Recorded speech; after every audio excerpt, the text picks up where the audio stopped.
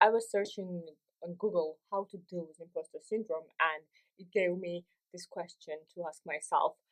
Whenever I feel that I'm not good enough, I should ask myself if this is a fact or a feeling.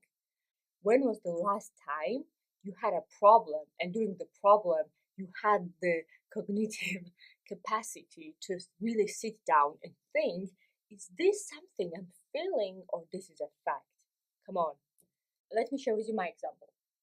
Today, I'm a Fulbright Scholar, and being a Fulbright Scholar, it's not easy.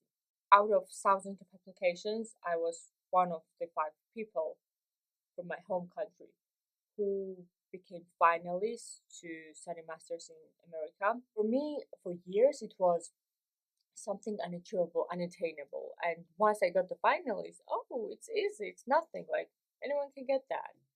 That was my reaction. Then when I became TEDx speaker, yeah, I'm a TEDx speaker, but there wasn't much competition, so I was chosen. There is a pattern.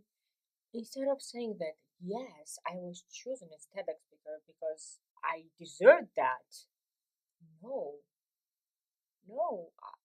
I'm saying that I was just lucky because there wasn't enough competition. Or about Fulbright. Oh, so that program was nothing. Yeah, anyone can become Fulbright Scholar. Let me ask you this. Do you remember what happened in your childhood? We don't need much. Answer those questions. Were you raised in a family where you felt loved or approved only when you performed well? Or in a family and in an environment where mistakes were shamed? If if whenever you made mistakes, your family members faced you with disappointment, criticism, or punishments, you learn that being wrong is dangerous. So you would rather not do something than to do it and make some mistakes there. Now let's go back to my example. I was raised in a family where I had critical parents. So no matter what I did, it was never enough. The second thing was that I felt like I needed to perform well in order to feel loved and approved. And now when something good happens, your brain searches for explanation.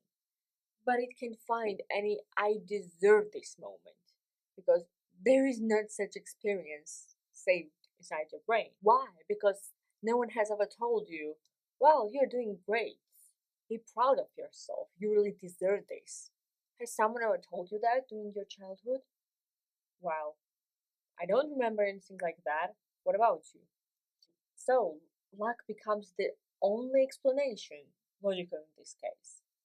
Not because that it's right, but you have never learned I earned this meaning. And it was never installed in your computer. The first thing what I started is that I have my own planner and I write down what I'm happy about, what I have achieved, what I have learned, what I'm proud of myself, not on daily basis. No, I don't have time for that. On monthly basis. So in this planner, whenever I learn something or I achieve something, I write down in my journal. So after the month, I look back on the pages, I see in total what happened, and then I write the name of the month and this summary, what happened in that month.